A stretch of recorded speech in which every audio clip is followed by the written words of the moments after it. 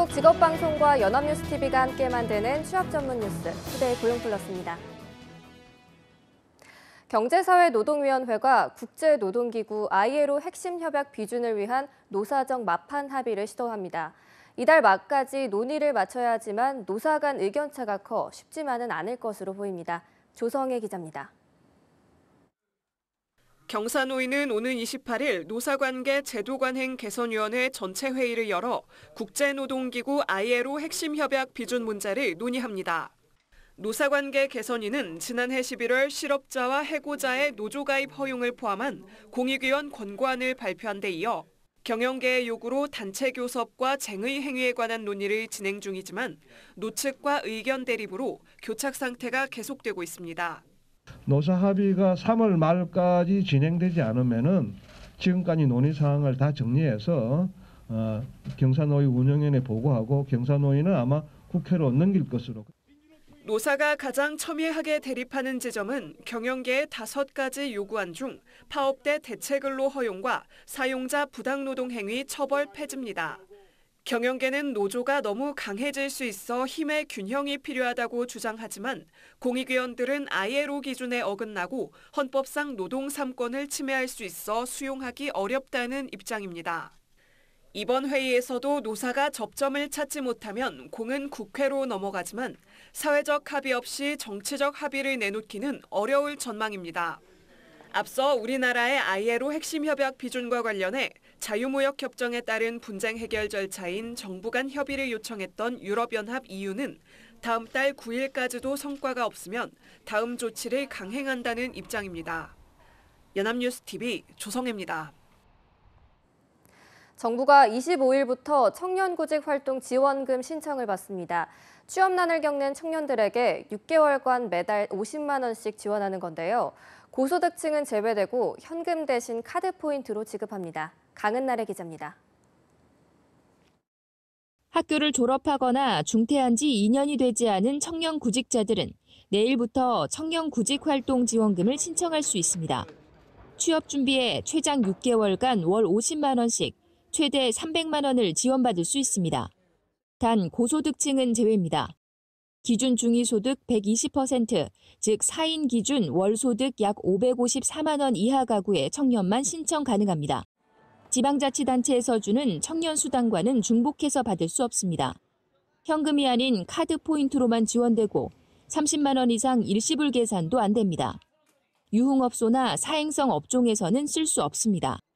오남용 방지 장치를 마련하긴 했지만 부정수급이나 청년층의 의존성을 높일 수 있다는 우려는 지켜봐야 할 부분입니다. 매월 구직활동 계획서를 제출해야 되는데 6개월 동안 자기가 이행한 구직활동을 저희에게 제출하게 됩니다. 또한 매월 취업 관련 동영상도 한 건 이상 의무적으로. 지원금 신청은 온라인 청년센터에서 가능하며 구직활동 계획서 외에 졸업증명서와 가족관계 증명서 등을 내야 합니다. 올해 지원 대상은 모두 8만 명 정도. 정부는 사업 효과를 분석해 지원 지속 여부를 결정할 방침입니다. 연합뉴스TV 강은나래입니다. 침체했던 조선업이 조금씩 회복하면서 닫혔던 취업 기회도 열릴 전망입니다. 취업정보업체 인쿠루트에 따르면 조선중공업 대기업 가운데 7개사가 올해 상반기 신입사원을 모집했거나 모집 중인 것으로 조사됐습니다. 삼성중공업은 지난 19일까지 올해 상반기 신입사원을 모집했고 현대중공업도 지난 18일까지 올해 상반기 연구장학 및 연구 신입사원을 모집했습니다. 대우조선해양 역시 오는 31일까지 건축 토목 부분 신입사원을 모집할 예정입니다. 글로벌 자동차 회사들이 약속이나 한 듯 일제히 사람 줄이기에 나섰습니다. 호황이 아닌 탓도 있지만 그보다는 차를 사는 대신 공유하는 형태의 확산, 전기차 같은 미래차 생산에 지금처럼 많은 일손이 필요하지 않다는 산업 자체의 근본적인 변화 때문인데요. 배삼진 기자가 살펴봤습니다. 세계 최대 자동차 그룹 폭스바겐은 최근 2023년까지 직원 7,000명을 감축하겠다고 발표했습니다. 미국식 대량 해고 대신 은퇴 직원들의 자리를 채우지 않는 방식을 통해서입니다. 미국 제너럴 모터스도 지난해 말 국내외 공장 7곳의 문을 닫고 직원 14,000명을 내보내는 구조조정 방안을 내놨습니다. 르노니산과 토요타, 포드도 인원 감축에 동참했습니다. 공유경제 활성화로 자동차 판매 축소가 예상되는 데다 지금의 내연기관차와 다른 미래형 자동차의 등장이 인원 감축의 근본 요인입니다.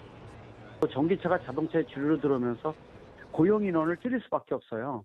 친환경과 자율주행차가 접목된 모빌리티 개념으로 확대되고 있다는 것도 하나요? 현대기아차 역시 중국 베이징 1공장 폐쇄 결정에 이어 엔천 공장은 전기차 생산시설 전환 등을 고려하고 있고 국내에서는 2025년까지 줄어드는 17,000명의 정년퇴직자를 촉탁직으로 대체하는 방안을 검토하고 있습니다. 물론 자동차 업체 노조들은 반발할 조짐을 보이고 있습니다. 국내 자동차 업계 노조들이 그런 부분에 대한 심각성을 전혀 모르고 있다는 게 문제고요. 정부는 지금 일자리가 줄어드는 건 어떤 수로든 막을 거다, 버티면 된다 이런. 내연기관차에서 전기차로 바뀌면 엔진 부분에만 사라지는 부품이 40%가 넘습니다. 그만큼 노사 모두 미래를 위한 준비는 선택이 아닌 필수가 되고 있습니다. 연합뉴스TV 배삼진입니다. 반도체 공장 등 첨단 사업장이 아닌 일반 사업장에서 일하던 노동자에게 백혈병이 발병했는데 산재로 인정해야 한다는 법원 판결이 나왔습니다. 백혈병 산재 인정 가능성을 넓힌 판결로 이해되는데요. 나확진 기자입니다. 수도관 등으로 사용되는 폴리에틸렌 피복 강관 제조업체에서 5년간 도장 작업 등을 한 A씨.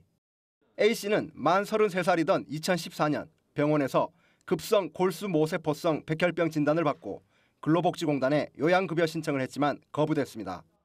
A씨의 백혈병 발병이 업무에서 비롯됐다고 보기 어려워 산재로 인정할 수 없다는 이유였습니다. 이에 A씨는 근무하면서 벤젠을 포함해 여러 유해 화학물질에 지속적으로 노출돼 백혈병이 발생했다며 산재로 인정해달라고 소송을 냈습니다. A씨가 일하던 공장은 A씨의 백혈병 발병 뒤 얼마 지나지 않아 신축 공장으로 이전한 상황. 이 때문에 A씨 재직 당시 작업 환경에 대한 역학조사는 A씨가 일하던 곳이 아닌 신축 공장에서 간접적으로 이루어질 수밖에 없었고 벤젠은 검출되지 않았습니다. 하지만 법원은 A씨가 참여한 공정에 관한 과거 연구 결과 등을 근거로 A씨에게 산재를 인정했습니다. 도장 작업에서 시너 등 유기용제를 지속 사용했을 때 벤젠 노출 가능성이 있고 설령 노출 정도가 법령상 산재 인정 기준에 다소 미치지 못하더라도 백혈병과 인과관계를 인정할 수 있다고 봤습니다. 그동안 반도체나 디스플레이 사업장에서 일하다 백혈병이 발생한 경우 산재를 인정한 사례가 종종 있었지만 일반 사업장에서 인정된 것은 이례적입니다. 이 판결이 대법원에서도 그대로 확정된다면 앞으로 유기용제 등이 이용되는 사업장에서 생긴 백혈병의 산재 인정 가능성이 커질 것으로 전망됩니다. 연합뉴스TV 나확진입니다. 최근 승차 거부가 없는 택시가 서울에 등장했습니다. 그런데 승차 거부가 없는 대신 비용은 3,000원을 더 내야 합니다. 이에 소비자들의 부담만 늘었다는 지적도 나오고 있습니다. 백기련 기자의 보도입니다. 카카오 모빌리티 플랫폼과 택시 사업자 타고솔루션스가 손을 잡은 웨이고 블루가 지난 20일 시범 서비스를 시작했습니다. IT 업계와 택시 사업자가 손잡은 첫 사례인데 승차 거부 없는 택시임을 강조하며 서울 시내 100대 운영으로 시작했습니다. 승차 거부가 없는 대신 호출비는 3,000원을 받습니다. 승객이 당연히 누려야 하는 상황인데 비용이 붙은 셈입니다. 저희가 좋은 기사 또 좋은 차 좋은 이런 거 하다 보니까 약간의 프리미엄을 좀 늘 수밖에 없어서 지금 아마 서울시에서 하는 거는 홀비가 2,000원까지인데 저희는 일단 처음에는 3,000원부터 정액으로 서울시랑 합의가 됐고 100대라는 한정적인 숫자로 승객이 호출해도 배차는 원활하지 않습니다. 결국은 기본 요금이 6,800원에서 시작하는 셈입니다. 여성 전용 택시인 웨이고 레이디는 최대 10,000원까지 예약 비용이 부과될 예정입니다. 카풀업계와 택시업계의 대립 속에 결국 차량을 이용하는 승객들의 비용만 늘었습니다. 각 자치단체는 올해 들어 일제히 택시 기본 요금을 올리고 개선된 서비스 제공을 다짐했지만 크게 달라진 것은 없는 상황. 해외의 경우 우버를 비롯한 다양한 승차 공유 서비스가 경쟁을 벌이면서 승객들이 점점 저렴하게 차량을 이용할 수 있는 반면 한국은 승차 거부 금지라는 고객의 당연한 권리를 누리는데도 요금이 추가되는 기현상이 벌어지고 있습니다. 연합뉴스TV 백기련입니다. 요새 편의점은 그야말로 만물상이라지만 김밥과 도시락 같은 간편식을 빼놓을 수 없죠. 그런데 요즘에는 편의점 커피가 주목받고 있는데요. 싼 가격과 그에 비하면 괜찮은 품질로 가성비 높은 인기 품목이 되고 있습니다. 이진우 기자가 살펴봤습니다. 주문을 받은 바리스타가 바삐 움직입니다. 원두를 갈아 원액을 추출하고 즉석 커피가 완성되기까지 걸린 시간은 2분.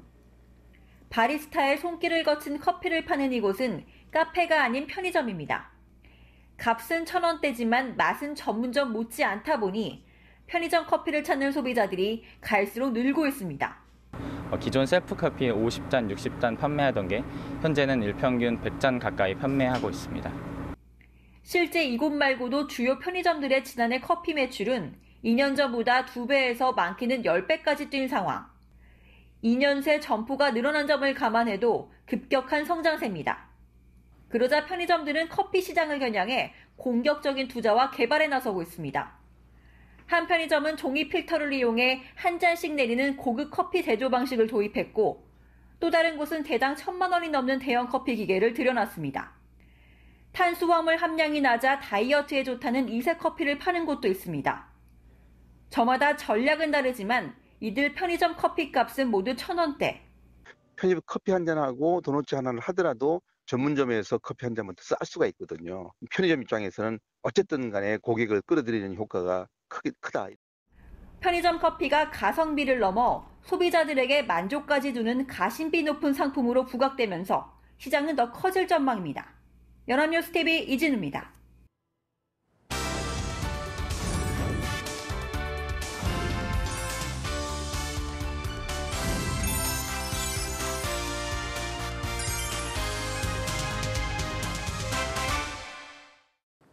사회적으로 핫한 이슈를 키워드로 알아보는 시간, 핫키워드 시간입니다. 안치홍 아나운서, 안녕하세요. 안녕하세요.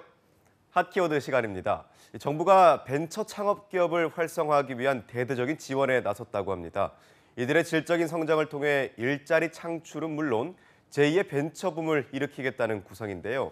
그렇다면 과연 어떤 지원책이 있을지 오늘과 내일 2회에 걸쳐 핫키워드에서 소개하겠습니다.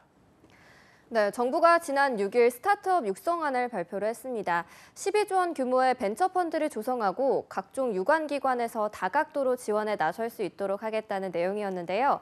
스타트업계에서도 큰 호응을 얻은 발표였었죠? 네, 그렇습니다. 이러한 스타트업 육성 사업은 정부의 발표와 함께 이미 시작됐는데요. 그래서 오늘은 현재 실시 중인 유관기관들의 다양한 스타트업 지원 사업을 알려드리고자 합니다. 가장 먼저 소개해드릴 내용은 과학기술정보통신부의 K글로벌 프로젝트인데요. 이 K글로벌 프로젝트는 과기정통부에서 ICT 분야의 창업, 벤처 기업들을 대상으로 창업부터 성장, 해외 진출, 제도전까지 맞춤형으로 지원하고 있는 사업입니다. 창업 단계에선 CEO 출신 멘토에게 창업 멘토링을 받을 수 있도록 하고 성장 단계 기업에선 연구 개발에 필요한 자금을 지원하고 있는데요. 실제로 이 프로젝트를 통해 지원을 받은 430개 기업의 임직원 수는 전년 대비 41.1%가 증가하고 지난해 해외 매출액은 15.5%, 투자 유치금도 60.8%로 성장했다고 합니다. 특허 출원 건수 역시 전년 대비 39.5%가 늘면서 유의미한 성과를 얻은 대표적인 스타트업 지원 사업이라고 할 수 있습니다. 네, 이렇게 맞춤형 지원을 받으니 벤처나 스타트업 기업들도 괄목할 만한 성장을 하는 것 같습니다. 그렇다면 올해 K글로벌 프로젝트 사업은 어떻게 진행이 되나요? 네, 올해엔 사업 규모가 더 확대됐습니다. 지난해엔 15개 사업에 770억 원을 지원했던 반면 올해는 사업을 30개로 늘리고 지원 자금도 837억 원으로 확대했는데요. 특히 올해는 AI, 블록체인, 가상 증강현실들의 ICT 분야 기술을 보유한 기업들을 위주로 집중적인 지원을 할 예정이라고 합니다. 당장 이번 주 금요일까지 유망 스타트업을 발굴, 보육하는 K글로벌 엑셀레이터 스타트업 지원할 기업을 모집하고 있는데요. 선정된 기업에겐 18억 원 내외 예산으로 초기 투자부터 교육, 또 멘토링, 해외 진출까지 전폭적으로 지원할 예정이기 때문에 관련 스타트업에 종사하시는 분들은 주목하실 필요가 있습니다. 네, 정말 좋은 기회인데요. 그런데 이 밖에도 스타트업을 하고 싶어도 어떻게 창업을 해야 할지 몰라서 아이디어만 가지고 있는 경우도 있을 텐데요. 이들을 위한 지원 사업도 혹시 마련이 되어 있나요? 네, 물론 있습니다. 아이디어를 가지고 있지만 자금과 네트워크가 부족해 실행에 옮기지 못했거나 설립한 지 3년이 안 되는 스타트업이 있다면 K글로벌 스타트업 공모전을 추천드립니다. ICT 분야에서 혁신적 아이디어를 가지고 있거나 기술을 보유한 스타트업을 발굴, 또 사업화할 수 있도록 지원하는 공모전인데요. 이곳에서 우수 스타트업으로 선정이 되면 최대 1억 원 상당의 창업 자금은 물론 사업 자문도 받을 수 있다고 합니다. 아직 시간적 여유도 있습니다. 5월에서 6월 사이 공고가 뜰 예정인데요. 이 때문에 현재 가지고 있는 아이디어를 보다 발전시켜 꼭 지원해 보시기 바랍니다. 네, 이미 기반이 탄탄한 스타트업은 물론 창업을 꿈꾸는 이들에게도 기회가 주어진다는 것이 정말 좋은 것 같습니다. 좋은 아이디어만 있다면 그것을 얼마든지 발전시킬 수 있다는 거잖아요. 네, 그렇습니다. 그런데 이러한 기회는 ICT 분야에만 있는 건 아닌데요. 중소벤처기업부 산하의 창업진흥원도 지난해보다 지원 사업 규모를 더 늘렸다고 합니다. 가장 빠른 건 오는 28일까지 모집하는 예비 창업 패키지인데요. 예비 창업 패키지는 만 39세 이하인 청년 예비 창업자가 창업을 원활하게 사업화할 수 있도록 최대 1억 원의 창업 지원 자금과 함께 창업 교육, 전담 멘토 등을 패키지로 지원하는 사업이라고 합니다. 이번엔 600명을 우선 선발할 예정인데요. 만약 이번에 기회를 놓쳤다면 이후 순차적으로 1,100명을 추가 선발할 예정이라고 하니 관심 있는 분들은 차근차근 지원을 준비해 보시기 바랍니다. 또 이외에도 창업 초기 단계인 스타트업을 대상으로 투자 유치 등 사업 성장에 필요한 내용들을 지원하는 초기 창업 패키지도 예정돼 있는데요. 4월에 공고가 뜰 예정이라고 하니 지원을 원하시면 창업진흥원의 블로그나 홈페이지를 틈틈이 살펴보시는 것이 좋을 듯합니다. 네, 정말 다양한 기관에서 지원 사업을 실시하고 있는데요. 무엇보다 단순히 창업 자금을 지원하는 것이 아니라 창업 교육이나 멘토링 서비스도 함께 지원 병행한다는 것이 지원을 받는 스타트업에겐 큰 도움이 될 것 같다는 생각이 듭니다. 네, 그렇습니다. 뿐만 아니라 스타트업에게 가장 필요한 것 중 하나가 바로 업계 안에서의 네트워크 관리일 텐데요. 콘텐츠 사업 쪽으로 아이디어가 있는 분이라면 한국콘텐츠진흥원의 미디어블 스타트업의 무한한 가능성을 펼치다 공모전에 도전하시는 것이 좋습니다. 다음 달 4일까지 참가 지원을 받는 이 프로젝트는 방송, 영상 미디어 콘텐츠 분야에서 아이디어와 새로운 사업 모델을 가지고 있는 창업 7년 이내의 콘텐츠 스타트업을 대상으로 하고 있는데요. 3천만 원의 사업 자금과 멘토링 서비스가 지원되는데 여기에 해외 마켓에 진출하거나 KBS, MBC 등 주요 방송국과 파트너로서 일할 수 있도록 네트워크 형성에도 적극적으로 나선다고 합니다. 총 5개 팀을 지원할 예정이라고 하니 관련 업계의 스타트업 종사자에게 꼭 추천드리고 싶은 공모전입니다. 이제 막 스타트업을 시작한 기업일수록 네트워크가 부족하면 정보를 얻는데도 소외될 수가 있죠. 그런데 정부에서 네트워크를 쌓는데도 적극적으로 나서준다면 그만큼 성장할 수 있는 기회가 더욱 커질 수 있다는 의미로 보여집니다. 네, 그렇습니다. 또 이 밖에도 다양한 정부 산하 기관에서 많은 스타트업 지원 사업을 실시하고 있는데요. 정부는 이러한 지원 사업을 통해 신규 벤처 투자 규모가 2022년까지 5조 원 규모로 확대되고 현재 6개에 불과한 유니콘 기업 수를 20개까지 늘리겠다는 목표를 가지고 있습니다. 유니콘 기업이란 기업 가치가 1조 원 이상인 비상장 벤처 기업을 의미하는데요. 비상장 기업이 1조 원의 가치를 지닌다는 건 결코 쉬운 일이 아니기 때문에 상상 속의 동물인 유니콘이라 불리는 겁니다. 하지만 이러한 유니콘 기업은 미국엔 이미 구글을 포함해서 150여 개가, 중국엔 80여 개가 존재하는 상황인데요.